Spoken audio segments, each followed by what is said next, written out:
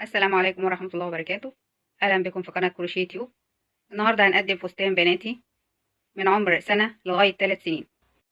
الأدوات اللي احنا هنستخدم خيط إليزا كوتون جولد، وهنستخدم إبرة رقم 3،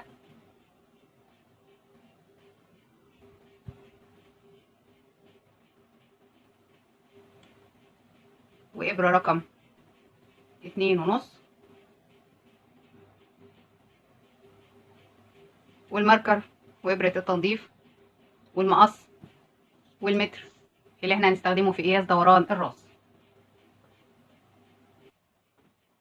هنبتدي ونعمل السلاسل بتاعتنا.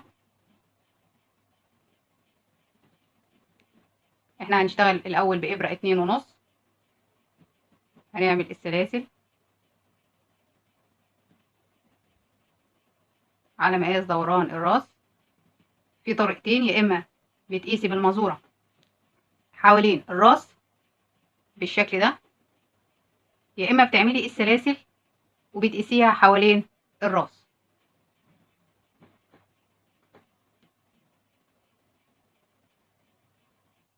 بنخلص، وبعد ما بنخلص بنقيسها ونشوف السلاسل على المزورة. كده أنا عملت السلاسل بتاعتي على 40 سنتي. 40 سنتي. دلوقتي هنبتدي نعمل السطر اللي بعد كده.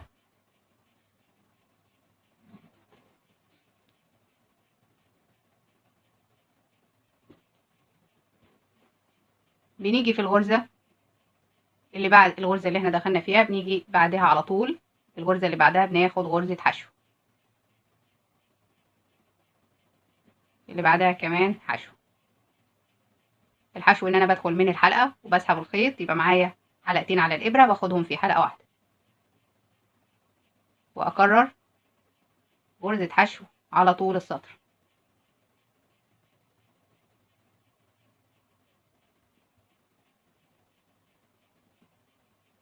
بالشكل ده لغاية آخر السطر.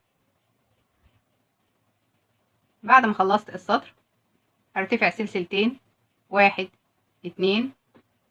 السطر ده هنشتغله غرزة نص عمود. هلف الخيط بالشكل ده، وهلف الخيط على الإبرة، وهشتغل في الغرزة اللي بعد الارتفاع. طبعا الغرزة اللي فيها الارتفاع ما بنشتغلش فيها لأنها بتاعة الارتفاع. بنشتغل في الغرزة اللي بعديها على طول، هنشتغل غرزة نص عمود بالشكل ده. يبقى كده ادي واحد، ادي التانية، التالتة. التالتة هنعمل فيها تزايد، يبقى غرزتين في غرزة واحدة. أول غرزة منفردة، اللي بعديها منفردة، تالت غرزة بنعمل فيها تزايد، يعني غرزتين في نفس المكان، غرزتين في نفس المكان زي ما احنا شايفين كده، غرزتين في نفس المكان. أول غرزة بعد التزايد غرزة واحدة، اللي بعدها غرزة واحدة، تالت غرزة بنعمل فيها تزايد، يعني بعمل غرزتين في نفس المكان.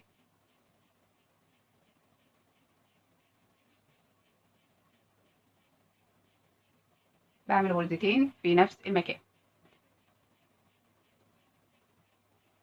غرزة في تاني غرزة غرزة واحدة، تالت غرزة غرزتين، 1 2. كمان مرة غرزة واحدة في أول غرزة بعد التزايد، والتانية بعد التزايد برضو غرزة واحدة، تالت غرزة فيها تزايد، ادي 1 وفي نفس المكان 2 زي ما احنا شايفين. ادي التزايد، تزايد اهو، بسيب غرزتين من غير تزايد، وفي التالتة بعمل تزايد. 2 half double crochet in the third chain. كمان مرة، واحدة واحدة، وفي التالتة بعمل تزايد، 1 2، واكمل اخر السطر. وصلت هنا عند اخر السطر، هاجي عند اخر 3 غرز، واول غرزة من غير تزايد، تاني غرزة من غير تزايد، تالت غرزة اللي هي الغرزة الأخيرة هيبقى تزايد غرزتين، غرزتين نص عمود، غرزتين نص عمود بالشكل ده.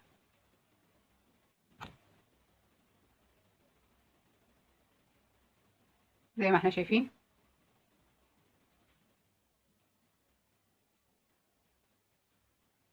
بعد كده بنرتفع سلسلتين، 1 2. السطر اللي بعد كده هيبقى غرزة فوق كل غرزة، غرزة فوق كل غرزة.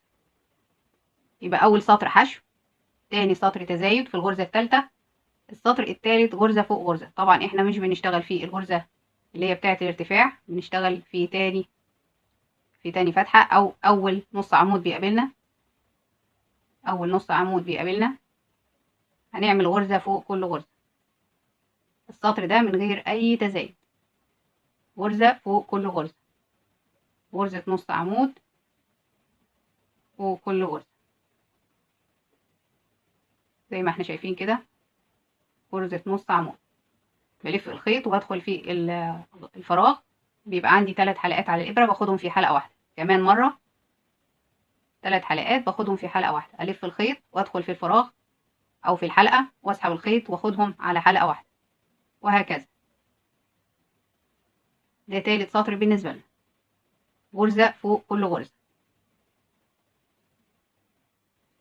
غرزة نص عمود فوق كل غرزة.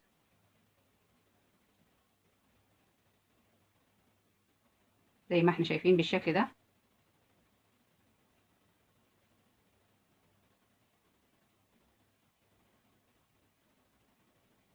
السطر كله غرزة نص عمود فوق كل غرزة.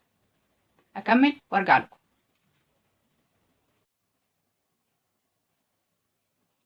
دلوقتي هاخد غرزة الارتفاع بتاعتي،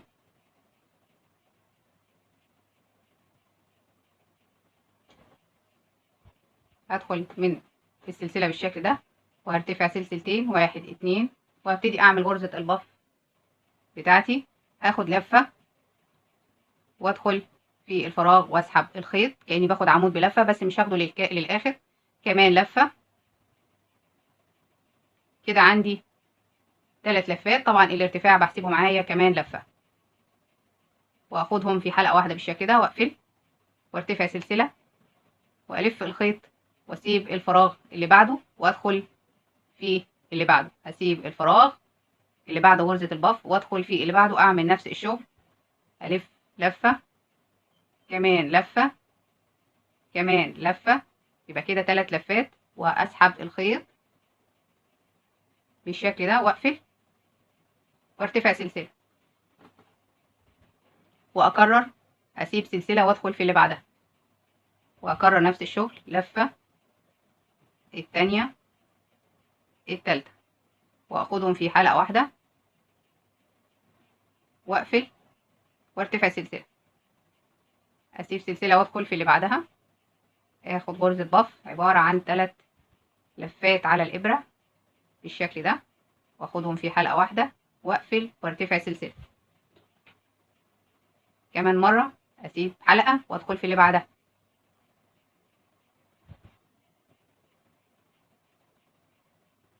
واحد 2 3،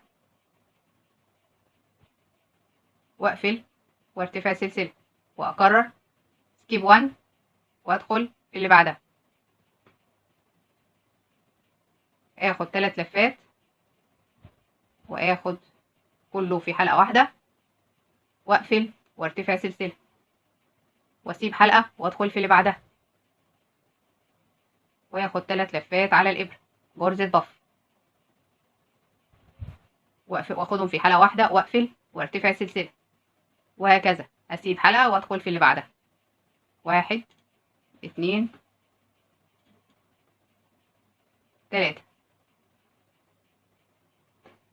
وأقفل وآخد سلسلة وأكرر، أسيب حلقة وأدخل في اللي بعدها، آخد غرزة بف 1 2 3 واقفل وارتفع بالسلسلة، اسيب حلقة وادخل في اللي بعدها 1 2 3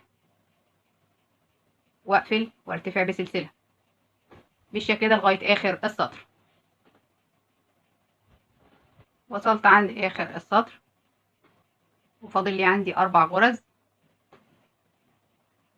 طبعا بسيب غرزة وبدخل في اللي بعدها واخد غرزة البف من 3 لفات واقفل وارتفع سلسلة، اسيب سلسلة وادخل في الارتفاع واخد غرزة البف من 3 لفات واقفل وارتفع 1 2 علشان ابتدي الدور اللي بعده. الدور اللي بعده عبارة عن ان انا هاخد غرزة نص عمود فوق كل غرزة بف، وفي السلسلة اللي موجودة بين غرزة البف والتانية هاخد غرزة نص عمود. فانا دلوقتي خدت، يعتبر ان انا خدت كده غرزة نص عمود فوق غرزة البف. اجي هنا في الفراغ واخد نص عمود فوق غرزة البف، هاخد نص عمود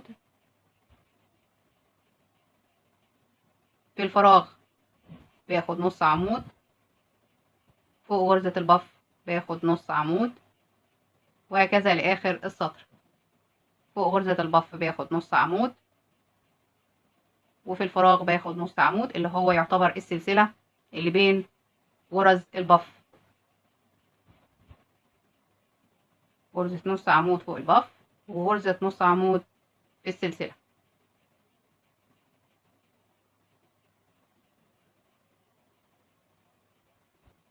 غرزة نص عمود فوق غرزة البف وغرزة نص عمود فوق السلسلة.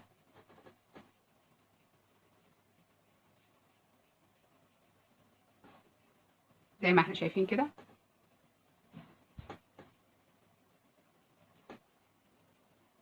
غرزة نص عمود فوق غرزة البف وغرزة نص عمود في السلسلة.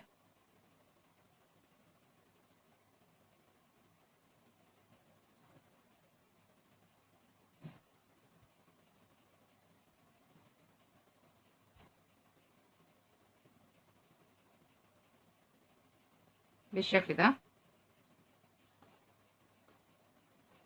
غرزة نص عمود فوق البف وغرزة نص عمود فوق السلسلة.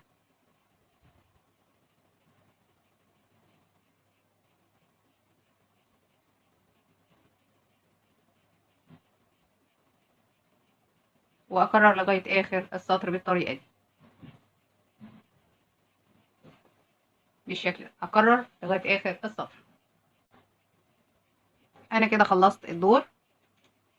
هنعيده مع بعض تاني. آخر غرزتين أنا عندي هنا غرزة سلسلة هاخد فيها نص عمود، وعندي هنا آخر غرزة بف هاخد فيها نص عمود، وهرتفع سلسلتين 1 2 والف الشغل.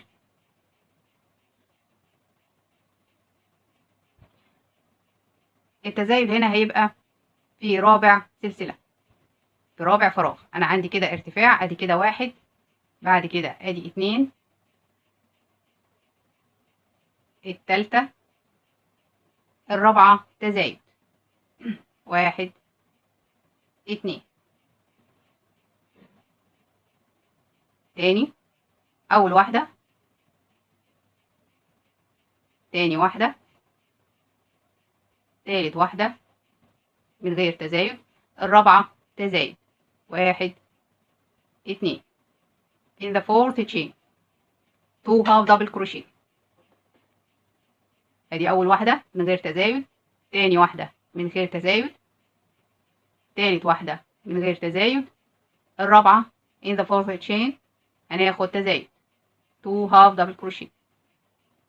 تاني اول واحدة من غير تزايد، تاني واحدة من غير تزايد، تالت واحدة من غير تزايد، الرابعة تزايد 1 2. شغلنا كله في السطر بنص عمود، غرزة النص عمود.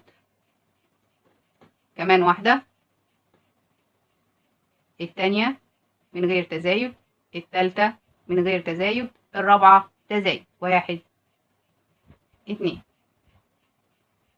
في رابع غرزة تزايد، أول واحدة، تاني واحدة، تالت واحدة، رابع غرزة بنعمل فيها تزايد غرزتين في مكان واحد، غرزتين في مكان واحد.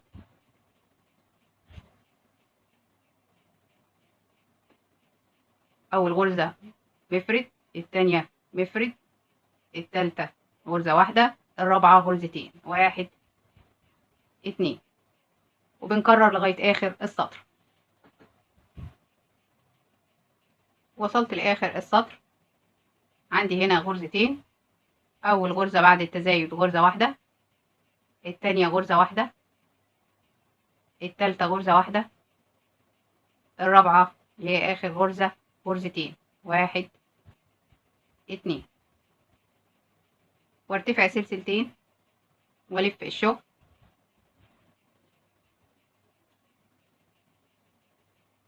الدور ده مفهوش اي تزايد، اعمل غرزة فوق كل غرزة، اعمل غرزة فوق كل غرزة، غرزة نص عمود فوق كل غرزة، غرزة نص عمود بالشكل ده.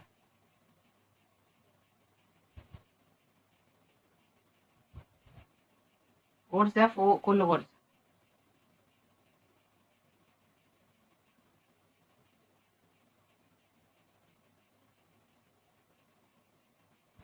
وبكمل بالنمط ده لغاية آخر السطر. وبكده بيتكون عندي صدر الفستان. انا كده عملت 3 ادوار بعد غرزة البف، عملت 3 ادوار.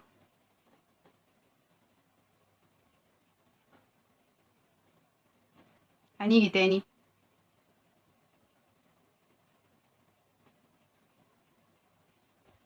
هنرتفع سلسلتين، واحد اتنين، وهنلف الشغل، وهنكرر السطر بتاع غرزة البف، هنلف الخيط وهندخل في الحلقة وناخد لفة كمان لفة، وباخدهم في حلقة واحدة.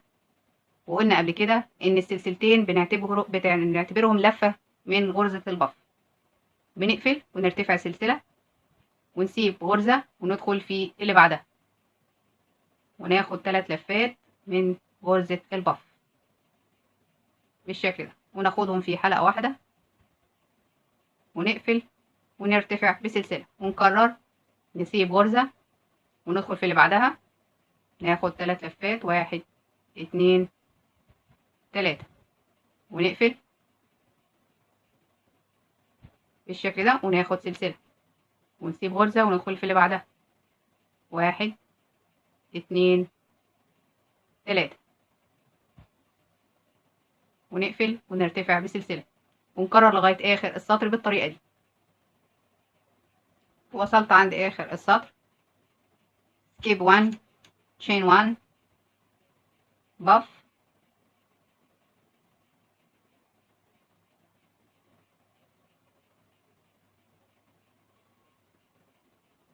واقفل بسلسلة وارتفع سلسلة، واقفل وارتفع بسلسلة واسيب غرزة وادخل في التانية، اخد غرزة بف واقفل وارتفع بسلسلة واسيب غرزة وادخل في اخر غرزة عندي اللي هي الارتفاع، واخد غرزة البف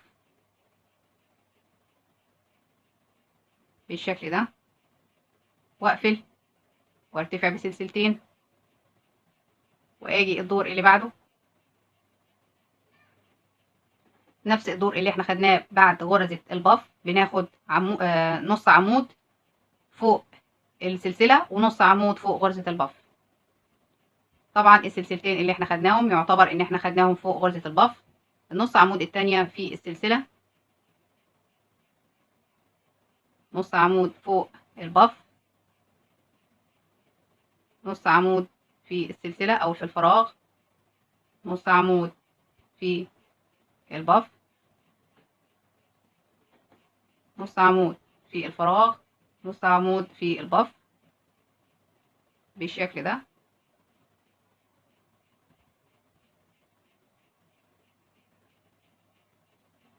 بكرر السطر اللي بعد غرزة البف على طول اللي احنا عملناه قبل كده،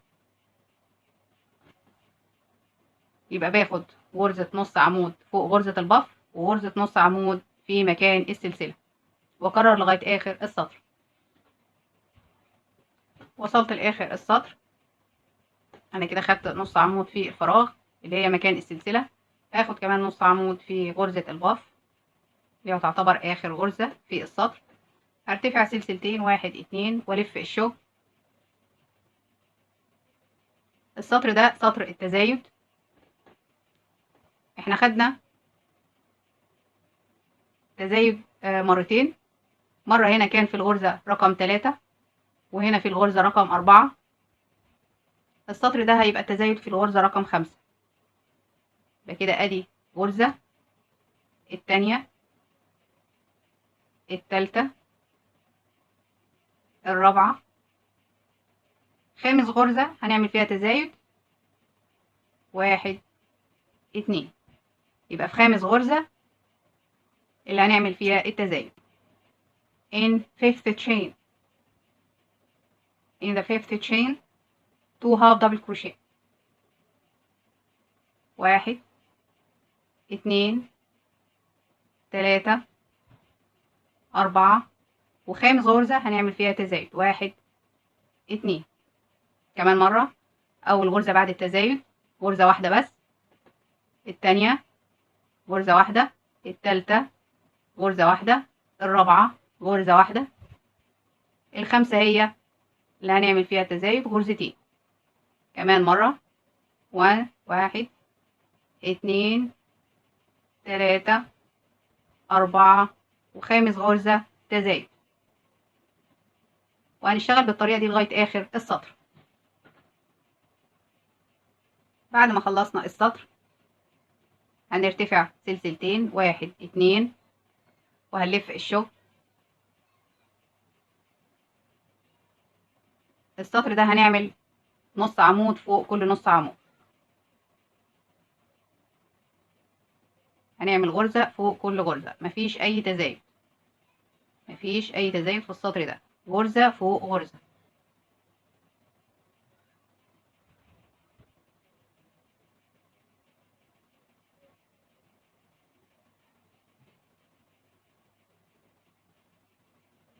هنشتغل بالطريقة دي لغاية آخر السطر، غرزة فوق كل غرزة. وصلت لآخر السطر وخلصته. هرتفع سلسلتين، 1 2، وهلف الشغل بالشكل ده. هاخد غرزة الباف، احنا بناخد لفتين، لفة التانية، لأن احنا مرتفعين 2 سلسلة وهناخدهم في حلقة واحدة، وهنقفل وناخد سلسلة ونلف الخيط على الإبرة ونسيب حلقة وندخل في اللي بعدها غرزة باف، 1 2 3، وناخدهم في حلقة واحدة ونقفل وناخد سلسلة. بنكرر اللي هو سطور غرز الباف. ده يعتبر تالت سطر عندنا من غرز الباف. هنسيب غرزة وندخل في اللي بعدها ناخد غرزة باف من 3 حلقات أو من 3 لفات، وبنقفل وبنرتفع سلسلة، بنسيب غرزة وندخل في اللي بعدها،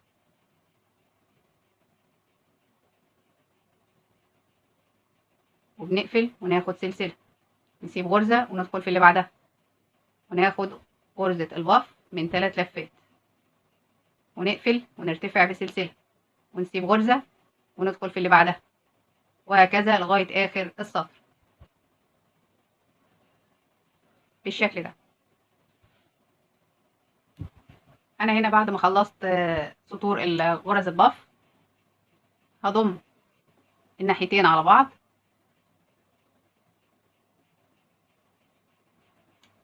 بالشكل ده كده، وهرتفع سلسلتين. أنا كده بعمل فتحة للظهر، هرتفع سلسلتين، 1 2، وزي ما اتعودنا برضو بعد غرز الباف السطر اللي بعده بنعمله غرزة نص عمود.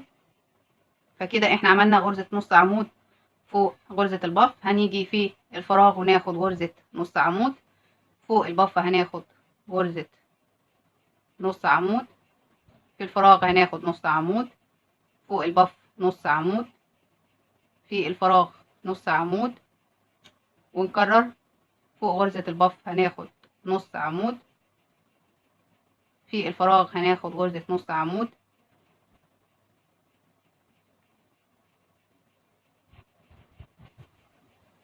لغاية آخر السطر.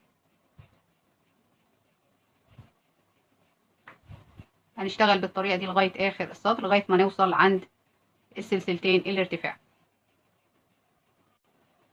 وبكده خلصنا السطر،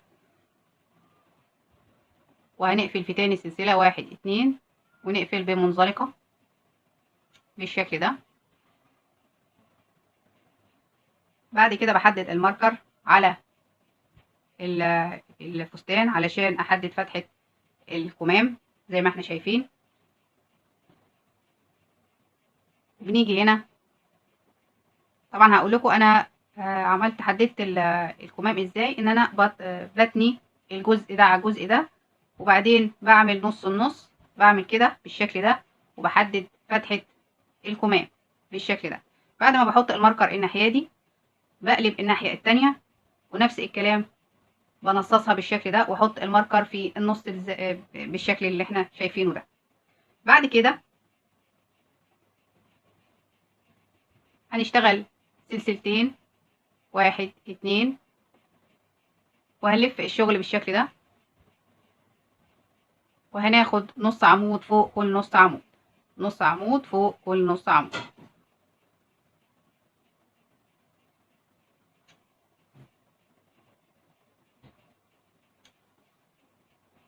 غرزة فوق كل غرزة.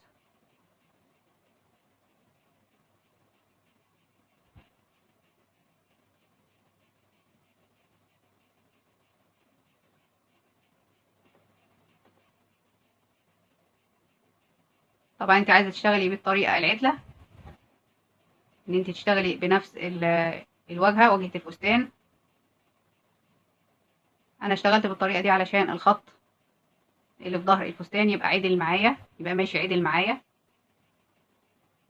نص عمود فوق كل نص عمود،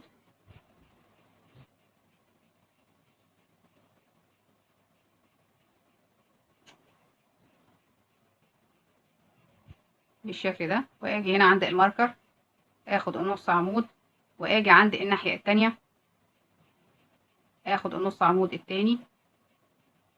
كده انا مش محتاجة الماركر بعد كده، واشتغل لغاية ما اوصل للماركر الناحية التانية. نص عمود فوق كل نص عمود،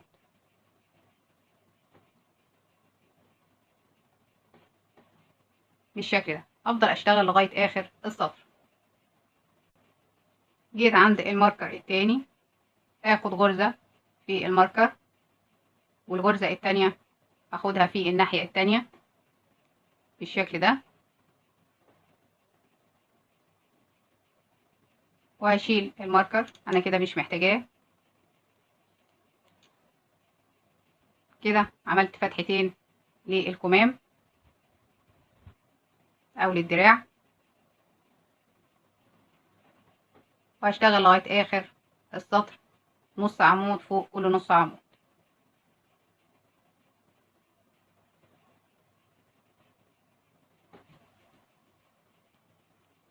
وبكده اكون قفلت السطر بمنزلقة، وهرتفع سلسلتين وهقلب الشغل. انا كده على وش الفستان، انا كده قلبته على وشه. السطر ده برضو غرزة فوق غرزة، غرزة فوق كل غرزة. بعد ما ارتفعت سلسلتين بعمل غرزة فوق غرزة،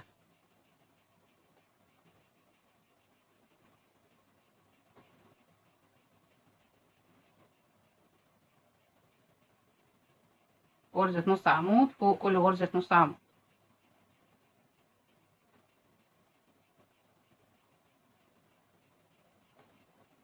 اكمل وارجع لكم.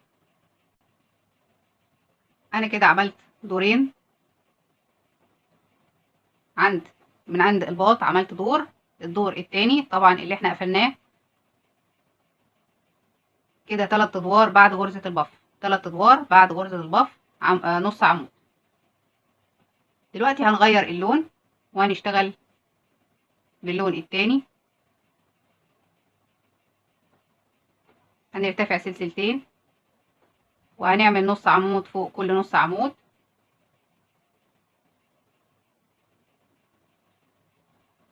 نص عمود فوق كل نص عمود.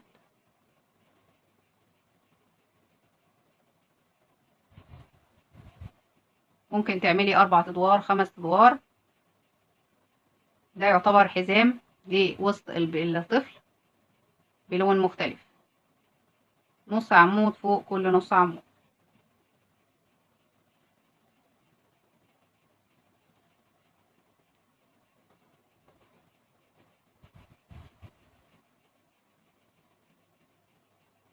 بالشكل ده فوق كل غرزة باخد غرزة.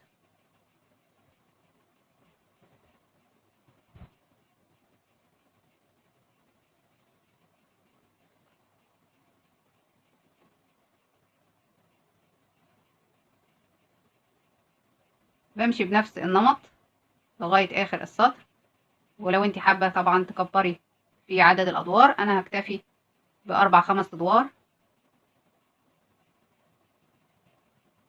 كشكل جمالي لوسط الفستان.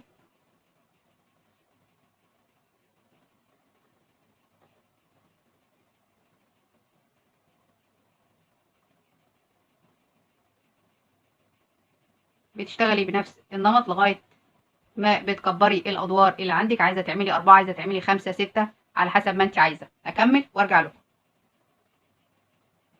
وبكده أكون خلصت الجزء الفوقاني للفستان. أنا كده عملت 14 سنتي. كده الفستان الجزء اللي فوق كده طوله 14 سنتي. طبعا لغاية حردة الباط 10 سنتي، لغاية حردة الباط 10 سنتي، من 9 ل 10 سنتي للأطفال الصغيرين. بعد كده اللي هو التزايد، تزايد الأدوار. عملنا 3 أسطر نص عمود من الأوف وايت، وعملنا 5 أدوار من النص عمود من اللون التاني. يبقى المجموع كده بعد غرزة الباف 8 أدوار، 3 و5. وبكده الجزء الأولاني للفستان بيكون خلص معانا.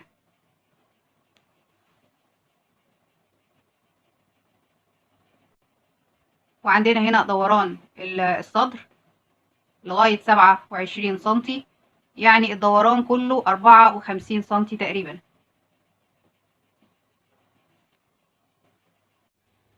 ودلوقتي هنعمل جيبة الفستان. هنقلبه على الظهر بالشكل ده، وهنيجي في ظهر الفستان ونشبك الخيط، وهنرتفع 3 سلاسل، 1 2 3، وفي نفس المكان عمود بلفة، وبعدين سلسلتين، وفي نفس المكان 2 عمود بلفة، 1 2. كده غرزة أول غرزة صدفة في السطر. ارتفاع 3 سلاسل، وبعدين عمود بلفة، وبعدين سلسلتين و2 عمود بلفة في نفس المكان. بعد كده أسيب سلسلتين وأدخل في التالتة وأشتغل نفس الشغل، عمود بلفة، كمان عمود بلفة، وبعدين سلسلتين، وفي نفس المكان عمودين، 1 2.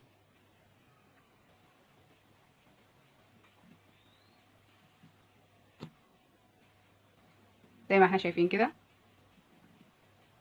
بنسيب سلسلتين بين كل غرزة وغرزة صدفة والتانية. بنسيب فراغين ونلف الخيط ونسيب فراغين أو سلسلتين من تحت، وندخل في التالتة وناخد عمود التاني وسلسلتين، وفي نفس المكان عمودين، 1 2. هنلف الخيط ونسيب فراغين وندخل في التالتة وناخد عمود التاني، سلسلتين، وفي نفس المكان عمودين، 1 2، بالشكل ده. وأكرر لغاية آخر السطر.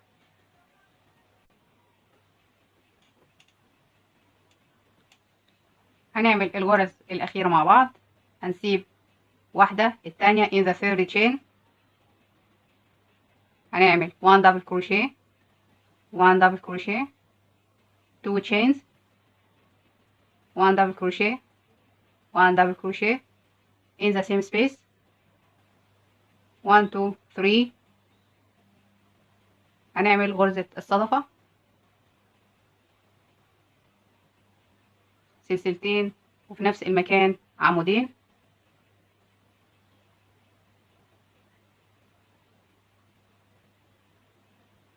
بالشكل ده. وهنقفل في تالت سلسلة 1 2 3. وعلشان نبتدي الدور اللي بعد كده هندخل في الفراغ، هندخل منزلقة في منزلقة، وهنرتفع 3 سلاسل 1 2 3، وهنعمل نفس الشغل عمود جنب الثلاث سلاسل،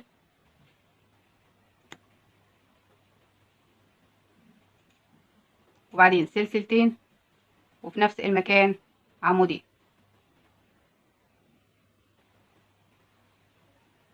بالشكل ده. وهندخل على الفراغ التاني اللي في الصدفة اللي بعد كده، وهنعمل نفس الشغل. صدفة عبارة عن عمودين، سلسلتين وفي نفس المكان عمودين، بالشكل ده. هنشتغل بالطريقة دي 5 أسطر، احنا عملنا منهم سطرين، يبقى فاضل 3 سطور هنعملها بنفس النمط وبنفس الشكل. انا كده عملت 5 ادوار 5 روز بإبر رقم 2.5، بإبر رقم 2.5. اشتغلنا بإبرة رقم 2.5. دلوقتي هنشتغل بإبرة رقم 3، إبرة رقم 3 دي اللي هنشتغل بيها دلوقتي الأدوار الجاية.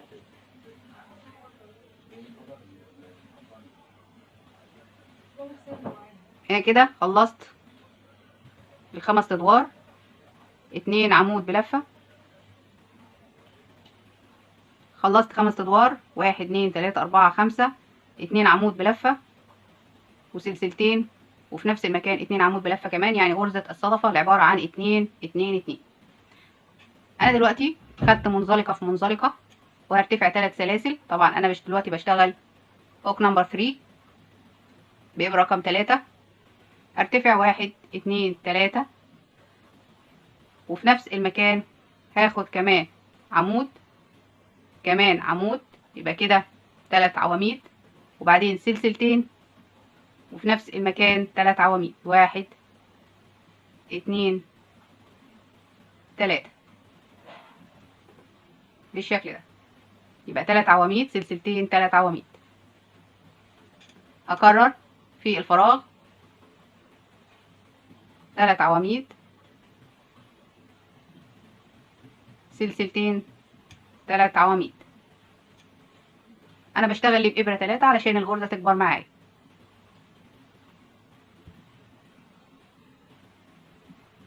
زي ما احنا شايفين كده 3 عواميد، سلسلتين، 3 عواميد، وفي نفس الفراغ اللي بعده هعمل نفس الشغل.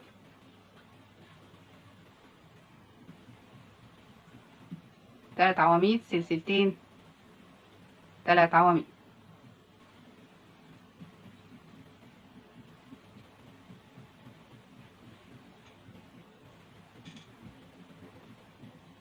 واكرر لغاية اخر السطر. انا كده وصلت عند اخر السطر، واقفل في منزلقة في تالت سلسلة،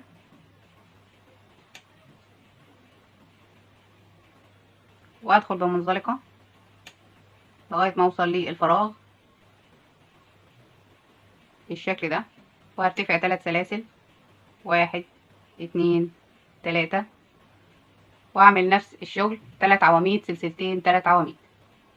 طبعا الارتفاع بنحسبه معانا عمود، يبقى كده عمودين جنب الارتفاع، وبعدين سلسلتين وفي نفس المكان 3 عواميد 1 2 3،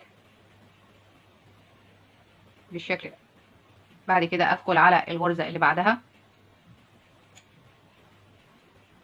واعمل نفس الشغل، عمود، التاني، التالت، وبعدين سلسلتين، ونفس المكان 3 عواميد، 1 2 3. وهفضل بالطريقة دي لغاية ما اعمل 10 ادوار من غرزة الصدفة اللي عبارة عن 3 عواميد، سلسلتين، 3 عواميد. انا كده عملت 2، يبقى فاضل 8. انا دلوقتي خلصت ال10 ادوار زي ما احنا شايفين، ادي 1 2 3 4 5 6 7 8 9 10.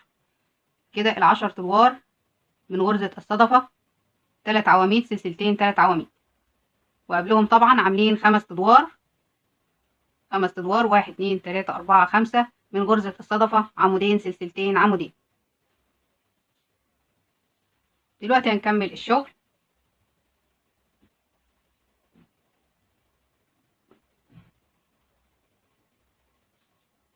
انا دلوقتي خدت منزلقة في منزلقة، وهرتفع فوق العمود الثالث 3 سلاسل، 1 2 3،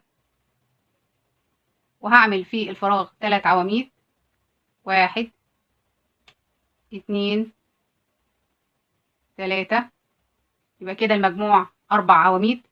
بحسب الارتفاع معايا عمود بلفة، بعد كده سلسلتين، وفي نفس المكان 3 عواميد، 1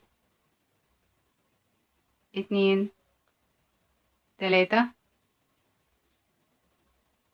والرابع هعمله في العمود الاولاني اللي بعد ال3 عواميد بالشكل ده. يبقى عندنا 4 عواميد، سلسلتين، 4 عواميد. هلف الشغل واجي هنا عند العمود الثالث، اجي عند العمود الثالث واخد عمود بلفة، وجوه الفراغ هاخد 3 عواميد، 1 2 3، وبعدين سلسلتين، في نفس المكان 3 عواميد، 1 2 3. والعمود الرابع في العمود اللي تحته بالشكل ده. كمان مرة اجي عند العمود الثالث واخد عمود بلفة، وفي الفراغ 3 عواميد، 1 2 3، وبعدين سلسلتين، 1 2، و3 عواميد، 1 2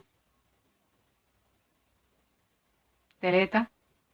والعمود الرابع فوق العمود اللي تحته بالشكل ده، واكمل السطر بنفس النمط. هنيجي عند نهاية السطر وهنقفل بمنزلقة في تالت سلسلة بالشكل ده، وهندخل بمنزلقة في العمود اللي بعده والعمود اللي بعده، وهنرتفع 3 سلاسل، 1 2 3، وهاخد عمود فوق العمود، يبقى كده 2، وهاخد في الفراغ 3 عواميد، 1 2 3 بالشكل اللي احنا شايفينه ده. يبقى كده معانا 5 عواميد، 2 من بره و3 جوه الفراغ. هناخد سلسلتين، 1 2، وهناخد برضو في الفراغ 3 عواميد، 1 2 3 بالشكل ده. وهناخد عمود بره الفراغ، كمان عمود بره الفراغ. يبقى كده عندنا 5 عواميد الناحية دي و5 عواميد الناحية دي، وبينهم سلسلتين. هنكرر، هنلف الخيط ونيجي عند العمود رقم 2 وهناخد عمود بلف. العمود اللي بعده، بعد كده 3 عواميد، 1 2 3، وبعدين سلسلتين، وفي نفس المكان 3 عواميد، 1 2 3. واخد عمودين بره الفراغ،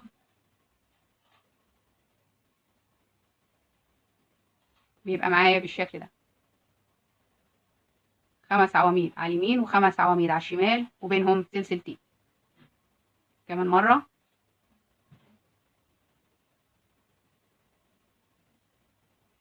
عمود في العمود التاني، انا عندي 4 عواميد في السطر اللي قبله، عندي 4 عواميد 1 2 3 4، باخد عمود في العمود التالت، كمان عمود فوق العمود الرابع، وفي الفراغ باخد 3 1 2 3، وبعدين سلسلتين نفس الفراغ 3 عواميد 1 2 3، وباخد عمود فوق العمود، كمان عمود فوق العمود بالشكل اللي احنا شايفينه ده، وبكرر الشغل لغاية آخر السطر. وبكده بيكون خلص الفستان معايا. انا عملت دورين بس من غرزة الصدفة اللي هي 4 عواميد زي ما احنا شايفين، والدور اللي بعده 5 عواميد، دورين بس مختلفين عن بقية الأدوار. لكن قبل كده احنا عاملين 10 أدوار من غرزة الصدفة 3 عواميد سلسلتين 3 عواميد، و5 أدوار من غرزة الصدفة عمودين سلسلتين عمودين. دلوقتي هنعمل الشكل الجمالي لكنار الفستان. بنيجي هنا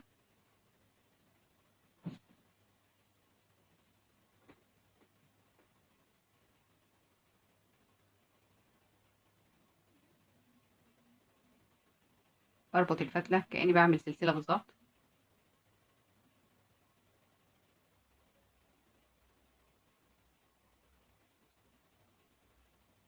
انا ده كده وش الفستان وده الظهر. باجي هنا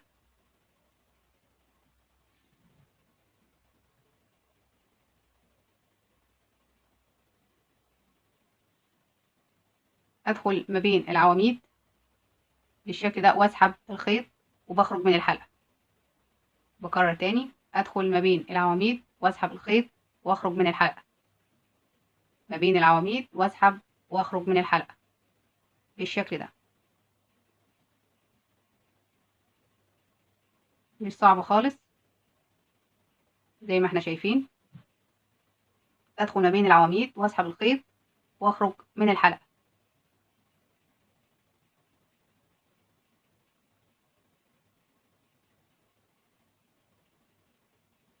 بعدي على كل العواميد اللي موجودة عندي في اخر دور في الفستان اللي هي غرزة المنزلقة. طبعا كلنا عارفين غرزة المنزلقة ان احنا بننهي الادوار بتاعتنا في اي شغل احنا بنعمله، بننهي بغرزة المنزلقة، فهي دي غرزة المنزلقة.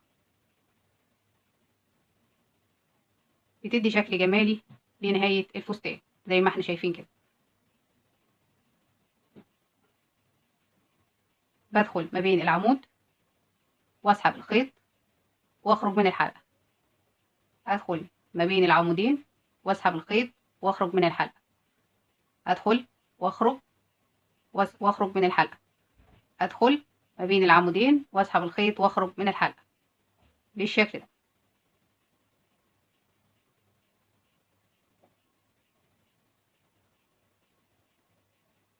بتديني الشكل الجميل ده لنهاية الفستان. هخلص وارجع لكم.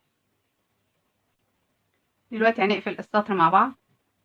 انا هنا فاضل لي غرزة واحدة، هدخل واسحب الخيط وادخل منزلقة بالشكل ده واسحب الفتلة زي ما احنا شايفين، وهجيب ابرة التنظيف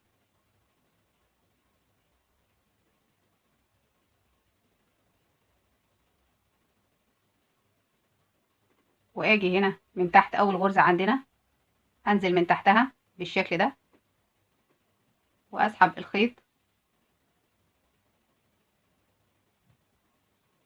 من تحتها، والغرزة اللي انا خرجت منها هدخل جواها بالشكل ده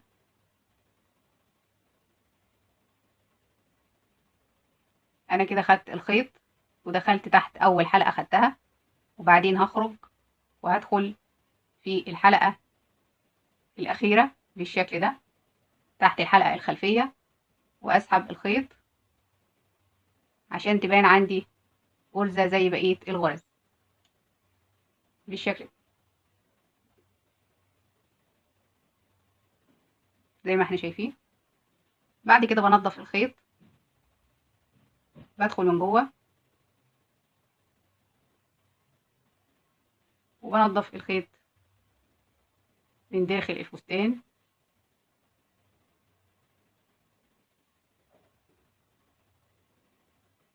بمشي على محاذاة الخط اللون اللي هو البترولي، وبرجع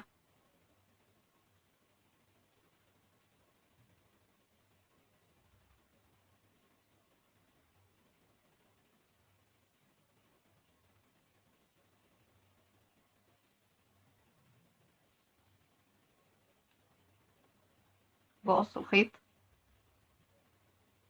ونفس الكلام بعمله في الفتلة التانية. وده بيبقى ديل الفستان بالشكل ده او كنار الفستان. دلوقتي هنعمل الفيونكة. انا عندي هنا فيونكة عملت 20 سلسلة وارتفعت ب12 دور غرزة حشو، وعندي هنا عملت حوالين الشغل دور من اللون الاوف وايت، وعملت في الزاوية 3 غرز.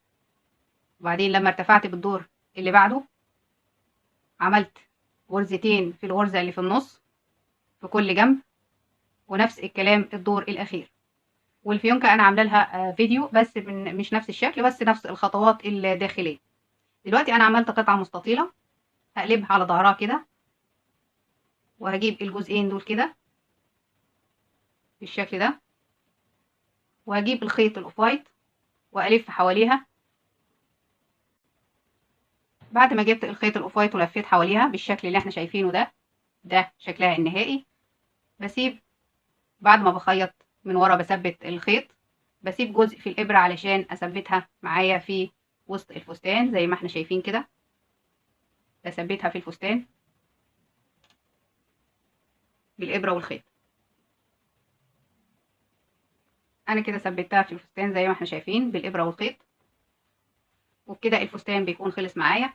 طبعا بتركبي زرار في ظهر الفستان من ورا. ولأول مرة تشوف أعمالي ما تنسيش تدوسي على الزرار الأحمر اللي تحت الفيديو، وتدوسي على الجرس عشان يوصلك كل جديد. وأشوفكم إن شاء الله في فيديو تاني. مع السلامة.